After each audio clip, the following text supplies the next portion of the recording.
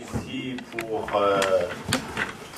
animer cette séance, Inch'Allah, avec notre professeur Mohamed Minta, qui est justement là pour nous parler sur l'amour de Dieu. Il avait déjà édité son ouvrage chez l'éditeur At-Tawhid, bien sûr à Lyon. Il est aussi l'imam de la mosquée d'Essine, si je ne me trompe pas.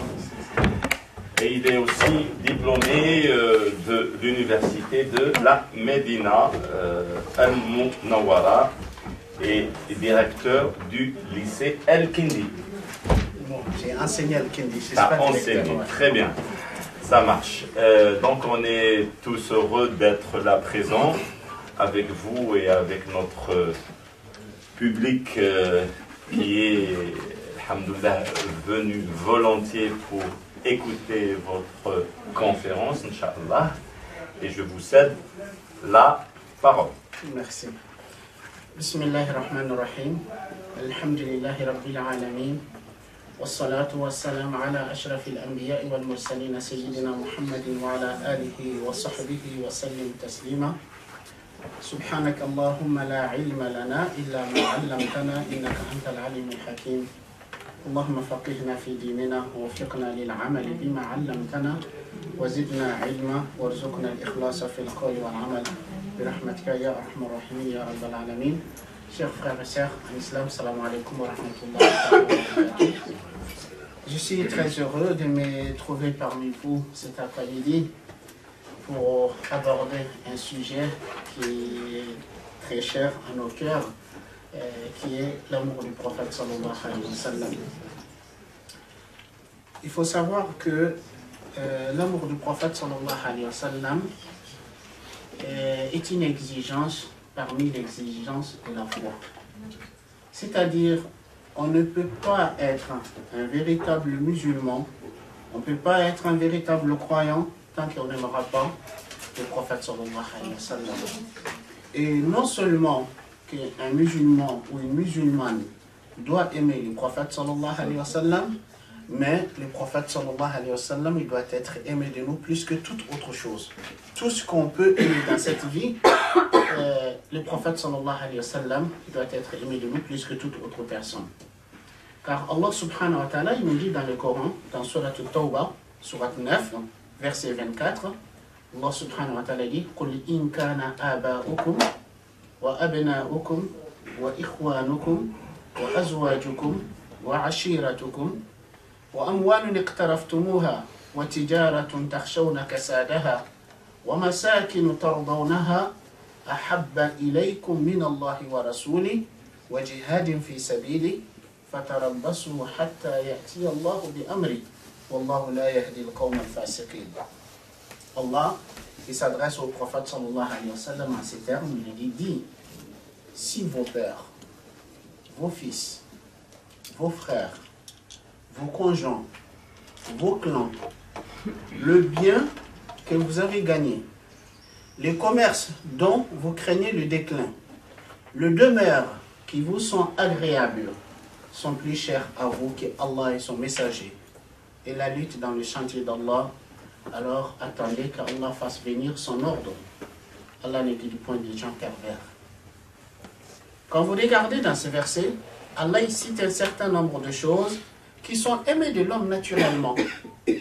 Aimer ses parents, aimer ses enfants, aimer ses frères et sœurs, aimer son conjoint, aimer le bien qu'on a trimé pour gagner, aimer son commerce, aimer la demeure qui nous est agréable. Ça, c'est des choses qui sont aimées de l'homme naturellement. Donc, en mer, Allah subhanahu wa ta'ala dit, si toutes ces choses-là sont plus chères à vous que Allah et son messager, alors attendez qu'Allah fasse venir son ordre. Donc en fait ici, c'est une menace, mais une menace terrible. Allah il nous dit, si les choses de ce bas monde, les choses de ce bas monde, les choses auxquelles vous vous attachez, si toutes ces choses sont plus chères à vous que Allah et son messager, alors attendez qu'Allah fasse venir son ordre. Allah n'est du point des gens pervers. Donc, cela, ça nous montre clairement que toute chose qu'on peut aimer dans cette vie, Allah et son prophète sallallahu alayhi wa sallam doivent être aimés de nous plus que toute autre chose.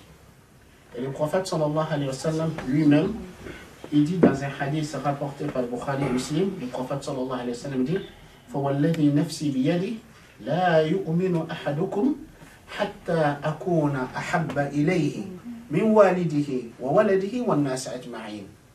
Le prophète sallallahu alayhi wa sallam dit, je jure par celui qui détient mon âme dans sa main, aucun d'entre vous ne sera un véritable croyant jusqu'à ce que je sois plus aimé de lui que son père, son fils et tous les gens.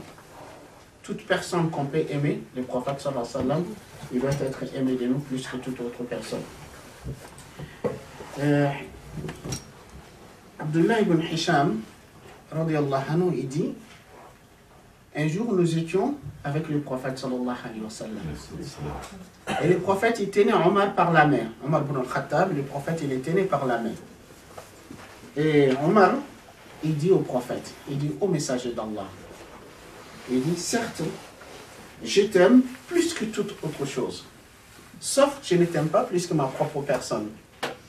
Omar, il dit au prophète, sache que toute chose, toute personne que je peux aimer dans cette vie, c'est toi le plus aimé de moi. Je t'aime plus que toute autre chose.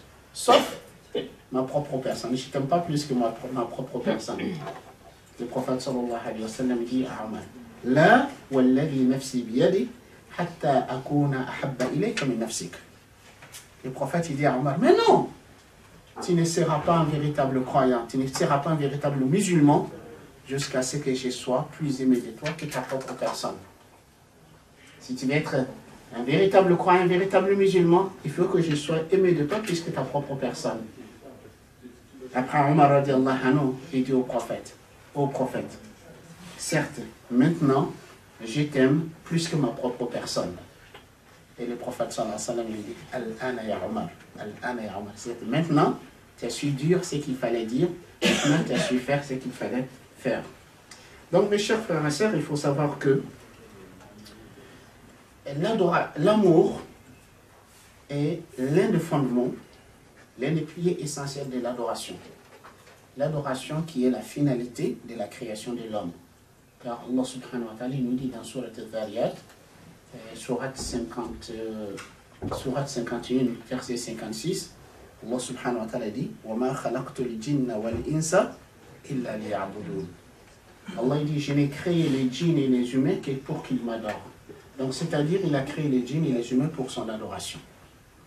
Le mot adoration, adorer, c'est-à-dire la mission de l'homme sur terre, c'est réaliser son état d'adorateur de Dieu. Celui qui aura réalisé son état de servitude, son état d'adoration de Dieu, il aura réussi sa mission. Et celui qui ne parvient pas à réaliser son état d'adorateur de Dieu, il aura échoué sa mission sur terre. Donc, quand on dit l'adoration, il faut savoir que l'adoration repose sur deux piliers. Ça repose sur deux piliers. Le premier pilier d'adoration, c'est l'amour.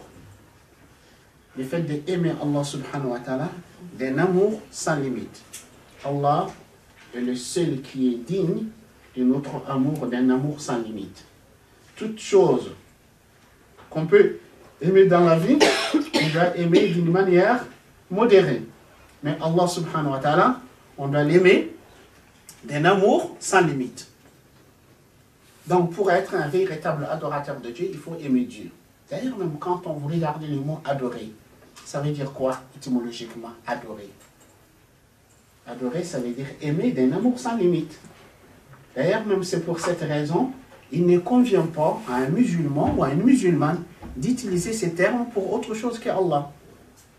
Ce n'est pas correct que tu dises « j'adore le chocolat », j'adore les cinémas, j'adore la musique, j'adore... Non, les musulmans, ils n'adorent qu'Allah. C'est-à-dire, il n'y a qu'Allah qui mérite de notre amour, d'un amour sans limite. Et Inch'Allah, peut-être on aura l'occasion de parler de l'amour de Dieu, pourquoi Allah il doit être aimé de nous plus que toute autre chose. Donc, il faut aimer Allah, car celui qui adore Allah sans l'aimer est un hypocrite. c'est le fait d'adorer Dieu sans l'aimer, cela relève de l'hypocrisie. Quand vous regardez à l'époque du prophète sallallahu alayhi wa sallam, al-munafiqoun, les hypocrites, ils adoraient Allah. Ils priaient, ils jeûnaient, ils s'acquittaient des zakats, ils participaient aux expéditions, ils faisaient tout comme les musulmans. Mais la différence entre les hypocrites et les véritables croyants, les véritables musulmans, les vrais musulmans, ils adoraient Allah par l'amour. Tandis que les hypocrites, ils adoraient Allah par semblant. Ils faisaient semblant d'adorer Allah. Ils le faisaient à contre-cœur. Donc, pour être un vrai adorateur de Dieu, il faut l'aimer, d'un amour sans limite. Ça, c'est le premier pilier. Le deuxième pilier de l'adoration, c'est une soumission sans condition. Il faut se soumettre à Dieu, mais une soumission sans condition. On n'exige pas Allah. Je suis prêt à me soumettre, mais à condition. Mais je suis prêt pour faire ceci, mais c'est là, je ne suis pas encore prêt. Non. Allah subhanahu wa ta'ala dit وَمَا كَانَ لِمُؤْمِنٍ وَلَا مُؤْمِنَةٍ إِذَا قَضَى اللَّهُ وَرَسُولُهُ أَمْرًا أَنْ يَكُونَ لَهُمُ الْخِيَرَةُ مِنْ أَمْرِهِمْ. Il n'appartient pas à un croyant ni à une croyante, lorsque Allah et son messager décident quelque chose, d'avoir leur propre choix dans leur façon de faire. Ce n'est pas notre façon, non. Donc, deuxième pilier de l'adoration, c'est la soumission. Il faut se soumettre à Dieu, mais d'une soumission sans condition. Donc aussi, celui qui prétend aimer Dieu sans se soumettre à lui, c'est la relève de l'hérésie, c'est-à-dire de l'égarement. On ne peut pas prétendre aimer Dieu et en même temps se refuser de se soumettre à lui. Donc quand on aime Dieu, on doit se soumettre à lui. Donc en fait, les deux conditions de l'adoration, c'est un amour, aimer Dieu, d'un amour sans limite, et se soumettre à lui d'une soumission sans condition. Celui qui aura réalisé ces deux conditions, il sera un véritable adorateur de Dieu. Donc il faut savoir combien la différence est énorme entre une personne qui adore Allah par l'amour et une personne qui adore Allah sans amour.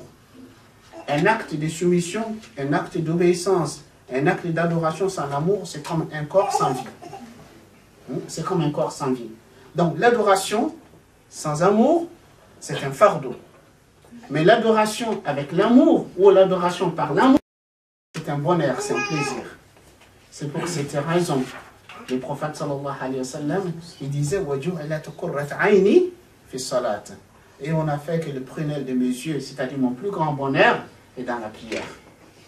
Donc, et le prophète sallallahu alayhi wa sallam, il nous dit ثَلَاثٌ مَنْ كُنَّ فِيهِ وَجَدَ بِهِنَّ حَلَاوَةَ الْإِيمَانِ أن يكون الله ورسوله أحب إليه مما سواهما أن يحب المرء لا يحبه إلا لله وأن يكره أن يعود في الكفر بعد إذا أنقذه الله منه كما يكره أن يقذف في النار.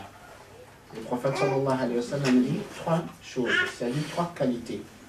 Quiconque qui aura réuni ces trois qualités, il connaîtra la douceur de la foi. Il goûtera au goût de la foi. La foi a une douceur. La foi a un goût.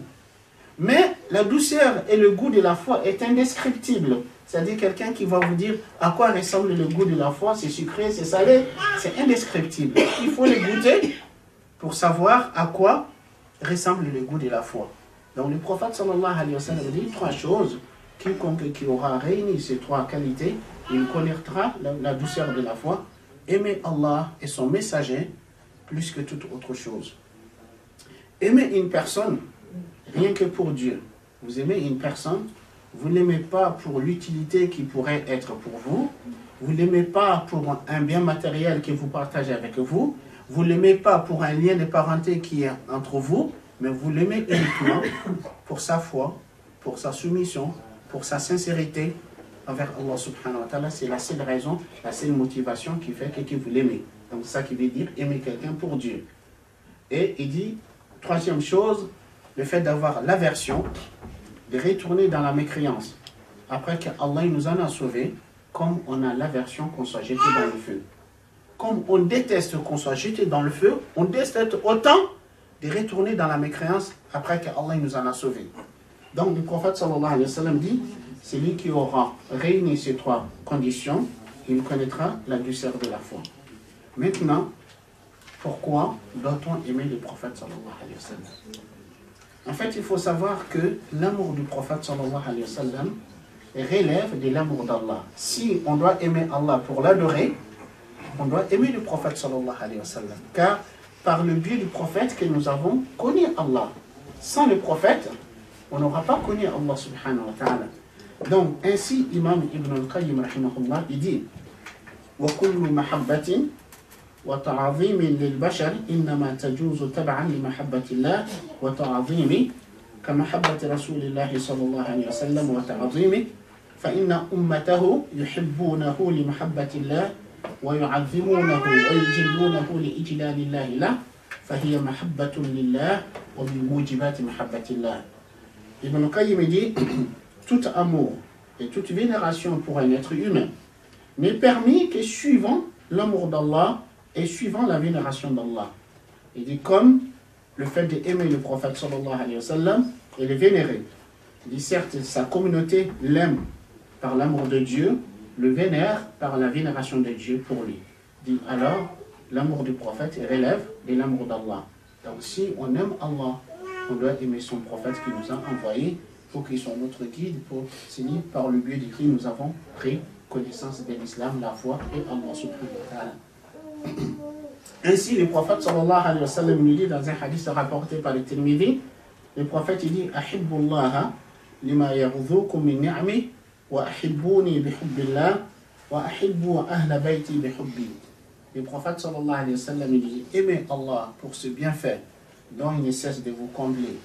Et aimez-moi par votre amour pour Dieu et aimez les membres de ma famille par votre amour pour moi. C'est-à-dire, si vous prenez conscience des faveurs et des grâces d'Allah, dont il ne cesse de vous combler à chaque instant, à chaque moment, quand le fait de prendre conscience, le fait d'avoir un sentiment de reconnaissance, un sentiment de gratitude vis-à-vis d'Allah, de ses faveurs, cela doit vous pousser à l'aimer. Et si vous aimez Allah, vous devrez m'aimer. Et si vous m'aimez, vous devrez aimer les membres de ma famille. Donc ça, c'est la première raison. Donc on doit aimer le prophète par l'amour de Dieu. Deuxième raison, on doit aimer le prophète sallallahu alayhi wa sallam pour sa beauté. Pour sa beauté morale et aussi sa beauté physique. Car la beauté est quelque chose aimé de l'homme naturellement.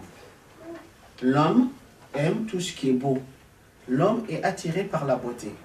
Si on peut aimer quelque chose pour sa beauté, ou on peut aimer quelqu'un pour sa beauté, la plus belle des créatures d'Allah subhanahu wa ta'ala est Muhammad sallallahu alayhi wa sallam. Le prophète sallallahu alayhi wa sallam est la plus belle des créatures d'Allah.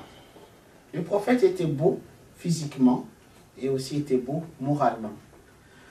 Au sujet de la beauté physique du prophète sallallahu alayhi wa sallam, Abu Huraira radiallahu anhu dit ما رأيت شيئا أحسن من رسول الله صلى الله عليه وسلم كأن الشمس تجري في وجهي. Abu Huraira, en fait, ses compagnons qui a côtoyé le prophète sallallahu alayhi wa sallam, dit je n'ai jamais vu quelque chose plus beau que le messager de Dieu.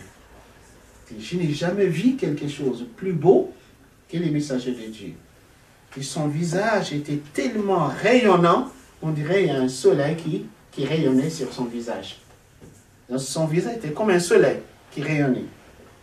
Et Ali, radiallahu anhu, le gendre et le cousin du prophète sallallahu alayhi wa sallam, quand on lui demandait de décrire le prophète sallallahu alayhi wa sallam, quand on demandait à Ali de décrire comment était le prophète sallallahu alayhi wa sallam, il disait Ajwadun nasi kaffan wa ashrahuhum sadran wa asdaqun nasi lahjatan وألينهم عريكة وأكرمهم عشرة من رآه بديهة هاب ومن خالطه معرفة أحب يقول ناعته لم أرى قبله ولا بعده مثله. Subhanallah. Ali dit il était le plus généreux des hommes. Quand on lui demandait de décrire le prophète, il dit il était le plus généreux des hommes. Et pour la générosité du prophète sallallahu alayhi wa sallam, ses compagnons disaient de lui qu'il n'a jamais dit non à quelque chose qu'on lui a demandé qu'il avait. Le prophète sallallahu alayhi wa sallam, jamais, quand quelqu'un qui vient, qui lui demande quelque chose, s'il a, il dira jamais non. Une fois le prophète, il était avec ses compagnons, un bédouin, un homme, il rentre il voit le prophète sallallahu alayhi wa sallam habillé dans ses vêtements. Et le prophète sallallahu alayhi wa sallam, il était élégant. Il était beau. Et cet homme, il a vu les vêtements que le prophète il portait. Il dit, oh messager d'Allah, tu me donnes ces vêtements que tu portes, je l'aime. Il dit, j'aime les vêtements que tu portes. Le prophète sallallahu alayhi wa sallam, il s'élève, il rentre chez lui, il va enlever les vêtements qu'il portait, il porte d'autres vêtements, il revient, il donne à l'homme. Il donne à l'homme. Et une fois, il y a un homme, il vient demander au prophète sallallahu alayhi wa sallam que le prophète il lui donne quelque chose. Et le prophète, il n'avait pas. Il vient de lui demander que le prophète il lui donne quelque chose, le prophète n'avait pas. Et le prophète, il dit à l'homme, écoute, va chez le marchand, va prendre tout ce que tu as besoin et je payerai. Il n'en avait pas, mais il dit, va prendre ce que tu as besoin et je payerai quand j'aurai les moyens de payer. Donc le prophète sallallahu alayhi wa sallam était le plus généreux des hommes, comme Ali dit. Et aussi il dit, c'est lui qui avait la poitrine la plus dilatée, la plus large. Ça veut dire qu'il était celui le plus souriant, le plus patient, le plus endurant. Il avait la poitrine la plus large. Il dit, il était le plus véridique des langages. Il était le plus véridique. Le prophète sallallahu alayhi wa sallam, il n'a jamais menti dans sa vie. Et cependant, le prophète il plaisantait, il rigolait avec ses compagnons, mais il ne mentait jamais. Il ne mentait jamais. Il était le plus véridique des langages. Et aussi, il était le plus doux dans son rapport avec les gens. Il était le plus doux dans son rapport avec les gens. Et aussi, il était le plus noble dans ses relations. Il était le plus noble dans ses relations. Il dit, celui qui le voit à première vue, il le craindra.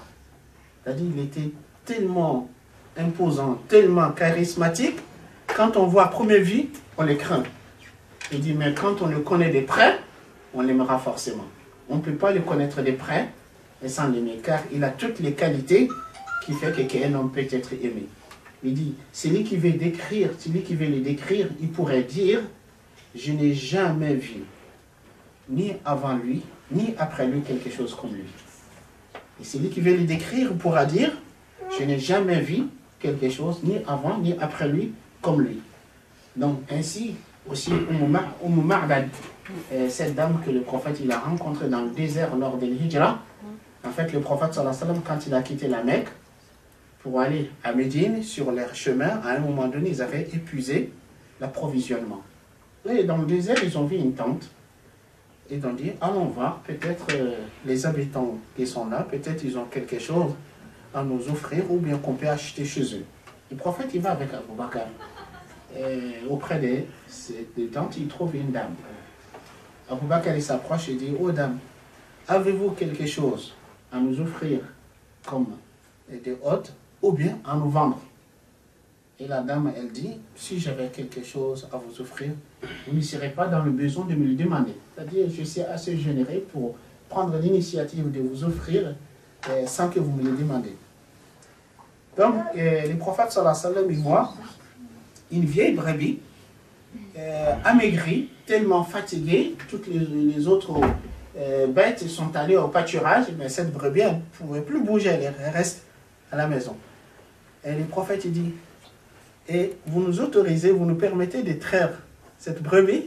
Elle dit, oh, ça fait très longtemps, elle ne donne plus du lait. Ça fait très longtemps, elle est très amaigrie, très faible. Et le prophète, il dit, si vous nous autorisez, elle dit, ben, allez-y. Le prophète, il dit, apporte-moi un récipient. Elle apporte un récipient. Et le prophète, sallallahu alayhi wa sallam, il dit, Bismillah, et touche les mamelles de la brebis, et ça se remplit de lait. Et le prophète, il traite, il remplit le récipient du lait, et la dame, elle regarde avec de gros yeux, elle ne croit pas ses yeux, c'est pas possible. Voilà, elle dit, bon, dans sa tête, elle se dit, mais c'est pas possible, c'est pas vrai ce que je vois. Et le prophète sallallahu alayhi wa sallam, il lui donne, il lui boit, pour qu'elle sache vraiment, c'est pas un trompe-l'œil. Elle boit jusqu'à ce qu'elle soit rassasiée. Et le prophète sallallahu alayhi wa sallam, il donne à leurs guides, les guides qu'ils avaient, il boit, il donne à Abu Bakr, il boit. Après le prophète, il boit en dernier.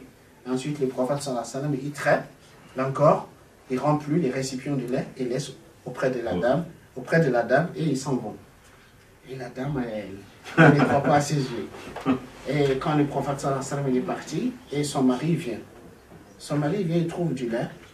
Son mari dit, mais d'où vient ce lait? Quand je suis parti, il y avait rien. Je t'ai pas laissé du lait. Il y a un homme qui est passé par là. Cet homme, il doit être quelqu'un de béni. Il dit, je pense, c'est le prophète qui est recherché par les Mécois. Si ce n'est pas un prophète, si c'est un magicien, il doit être le plus grand magicien du monde. Et son mari lui demande de décrire comment il est cet homme. Elle dit, elle va dire, Ajmalun nas min ba'id. Ajmalun nas min ba'id. Wa ahlahu wa ahsanuhu min qarib. Elle va dire, il est le plus beau des hommes de loin. De loin, il est le plus beau. Et de près, il est le plus agréable et encore le plus beau. De près. Donc, elle va décrire le prophète sallallahu alayhi wa sallam, son mari va dire, en fait, c'est le prophète sallallahu alayhi wa sallam. Donc, vous voyez comment, en fait, là, au niveau de la beauté physique, comment le prophète est décrit par ceux qui l'ont côtoyé, ceux qui l'ont vu. Et quant à la beauté morale du prophète sallallahu alayhi wa sallam, à la noblesse des caractères du prophète sallallahu alayhi wa sallam, il suffit que Allah qui en témoigne de cela. Car Allah subhanahu wa ta'ala, quand il fait éloge au prophète sallallahu alayhi wa sallam dans le Coran, Allah il lui fait éloge par la noblesse de ses caractères et ses bons comportements. Allah subhanahu wa ta'ala dit wa innaka la'ala khuluqin 'azim. Allah subhanahu wa ta'ala dit, tu es certes d'une moralité imminente, c'est-à-dire tu es certes d'un noble caractère. Et effectivement, le prophète sallallahu alayhi wa sallam, il était le meilleur des hommes qui avait le meilleur comportement et le meilleur caractère. Anas ibn Malik radiyallahu anhu, il dit Kana al-Nabi sallallahu alayhi wa sallam ahsanu an-nasi khuluqan. Il dit le prophète sallallahu alayhi wa sallam, il était celui des hommes qui avait le meilleur comportement, qui avait le meilleur caractère. Anas il dit, j'étais au service du prophète sallallahu alayhi wa sallam pendant 10 ans.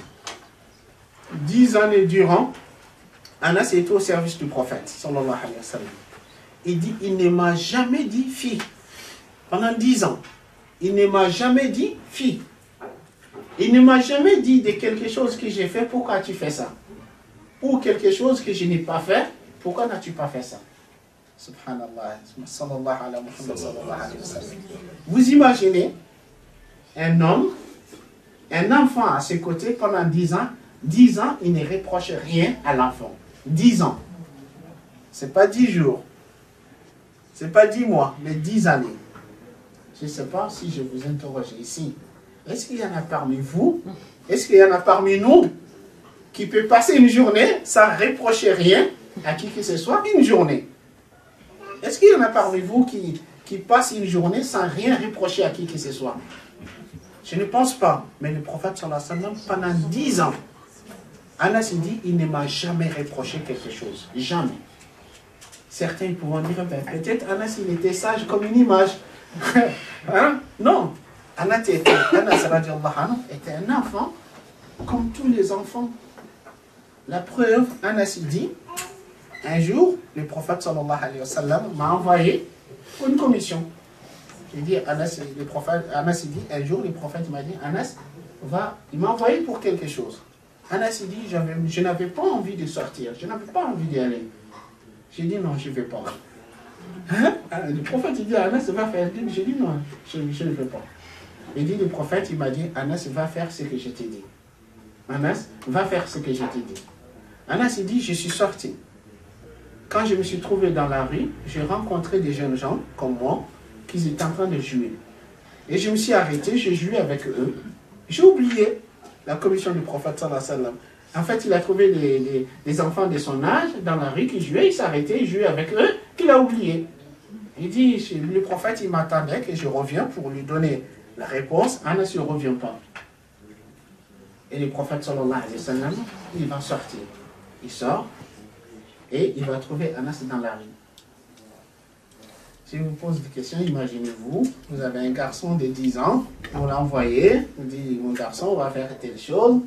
Le garçon, il sort dans la rue, il va jouer, et vous sortez, vous allez trouver en train de jouer avec ses camarades. Que va-t-il se passer? Hein? Je laisse chacun imaginer. Que va-t-il passer? Donc, Anas dit, radiallahu anhu, il dit, quand le prophète sallallahu alayhi wa sallam est arrivé, Il dit, en fait, Anas, il ne voyait pas le prophète arriver. Le prophète, il arrive, il prend Anas par la tête, et il tourne la tête, il dit, Anas, va faire ce que je t'ai dit. Il dit, par Dieu, il ne m'a pas dit plus que ça. Subhanallah, quelle indulgence. Quelle noblesse de caractère. Juste, il prend la tête de Anas, et il tourne et il dit, Anas, va faire ce que je t'ai dit. Donc, vous voyez, le prophète sallallahu alayhi wa sallam était patient, indulgent, pardonneur, miséricordieux, bienveillant, courageux, généreux. Il avait toutes les qualités, toutes les qualités qui font qu'un homme peut être aimé. Donc ainsi, si on peut aimer quelqu'un pour sa beauté, que ce soit la beauté physique ou la beauté morale, le prophète sallallahu alayhi wa sallam, il doit être aimé de nous. Troisième raison, on doit aimer le prophète sallallahu alayhi wa sallam parce que le prophète sallallahu alayhi wa sallam était un grand bienfaiteur, un grand bienfaisant à l'égard de sa communauté. L'homme, naturellement, aime son bienfaiteur. C'est lui qui est bienveillant, c'est lui qui est généreux, serviable, gentil avec nous. On l'aime forcément.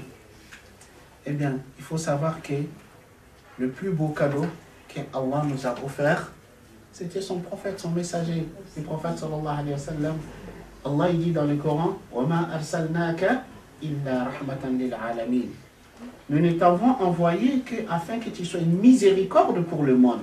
Le prophète était une miséricorde. C'était la miséricorde d'Allah pour le monde. Et le prophète sallallahu alayhi wa sallam lui-même, il dit, إِنَّمَا أَنَا رَحْمَةٌ مُهْدَى. Moi, je ne suis que une miséricorde offerte. Je ne suis qu'une miséricorde offerte par Dieu. Donc, le prophète sallallahu alayhi wa sallam, c'est le plus grand des bienfaits que Allah nous a accordé, c'est l'islam, c'est la foi. Et nous avons connu l'islam par le biais du prophète sallallahu alayhi wa sallam. Ainsi, le prophète sallallahu alayhi wa sallam, il doit être aimé de nous. Quatrième raison, on doit aimer le prophète puisque le prophète nous a aimés. Le prophète, il a aimé sa communauté. Et le prophète, il était miséricordieux et compatissant avec sa communauté. C'est Allah qui en témoigne dans le Coran. Allah subhanahu wa ta'ala dit dans toujours Tawbah, surat 9, verset 128, Allah subhanahu wa ta'ala dit لَقَدْ جَاءَكُمْ رَسُولٌ مِّنْ أَنفُسِكُمْ عَزِيزٌ عَلَيْهِ مَا عَنِتُّمْ حَرِيصٌ عَلَيْكُمْ بِالْمُؤْمِنِينَ رَءُوفٌ رَحِيمٌ. Allah dit, certes, un messager pris parmi vous, vous est venu à vous, auquel pèsent lourd les difficultés que vous subissez, qui est plein de sollicitude pour vous et qui est compatissant et miséricordieux envers le croyant. Compatissant et miséricordieux envers le croyant. Et réellement, le prophète sallallahu alayhi wa sallam, il avait une énorme compassion, une énorme miséricorde envers sa communauté.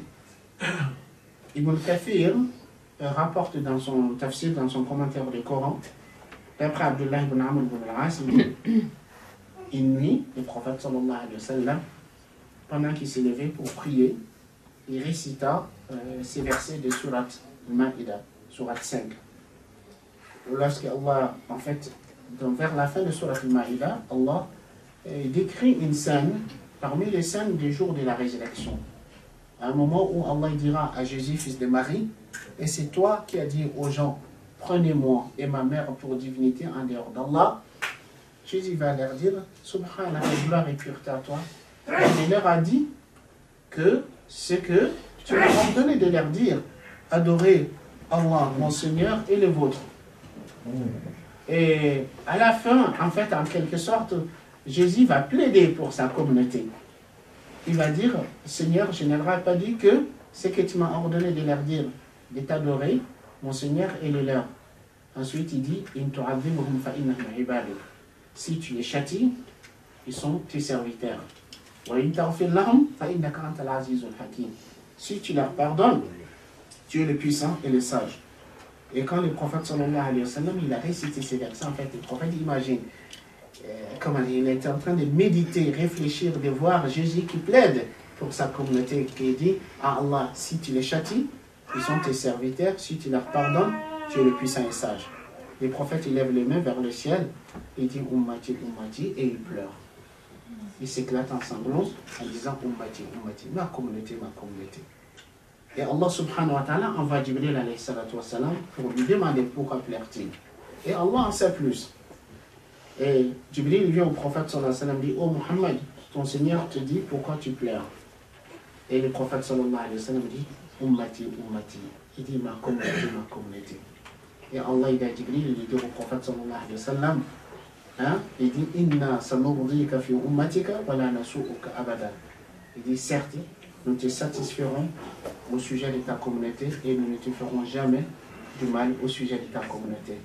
Donc, vous voyez, les prophètes sallallahu alayhi wa sallam, son souci majeur, c'était ça. Et aussi dans le hadith qu'on appelle hadith shafa'a, hadith de l'intercession, la grande intercession au jour du jugement dernier. Et c'est un long hadith. En fait, c'est dans ce hadith, le prophète sallallahu alayhi wa sallam dit: au jour du jugement dernier, quand les gens seront rassemblés, ils vont souffrir énormément car le soleil va être rapproché. Les gens vont transpirer, ils vont souffrir. À un moment donné, ils vont se dire les uns aux autres: si nous trouvions quelqu'un pour intercéder pour nous auprès de notre Seigneur. Ils vont aller vers Adam. Adam, il va dire: notre Seigneur s'est mis en colère aujourd'hui d'une colère qu'il ne s'était jamais mis autant, il ne se mettra jamais autant en colère. Il va dire: nafsi, nafsi. Moi aussi, je cherche à sauver moi-même. Adam alayhi salatu wassalam va leur dire: allez vers Ibrahim. Ibrahim, il va dire: allez vers Nour. Il est le premier messager envoyé. Et Nour va s'excuser, va dire: allez vers Ibrahim. Ibrahim, pareil aussi, va s'excuser, va dire: allez vers Moussa. Moussa va s'excuser, va dire: allez vers Jésus, fils de Marie. Et Jésus aussi va s'excuser, va leur dire: allez vers Mohammed sallallahu alayhi wa sallam. Et les prophètes disent: je dirais alors: Analaha, c'est moi qui en ai digne.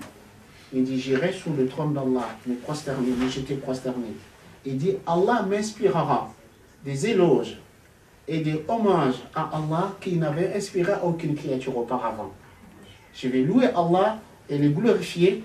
Et ensuite on me dira: oh Muhammad, lève la tête et demande, ta demande sera acceptée et ta demande sera accordée et intercède, ton intercession sera acceptée. Donc quand le prophète sallallahu alayhi wa sallam il va lever la tête, la première chose qu'il va dire en ce moment: ummati, ummati. Ma communauté, ma communauté. Cela n'est-il pas une preuve de la compassion, de la miséricorde du prophète envers sa communauté? Ainsi le prophète sallallahu alayhi wa sallam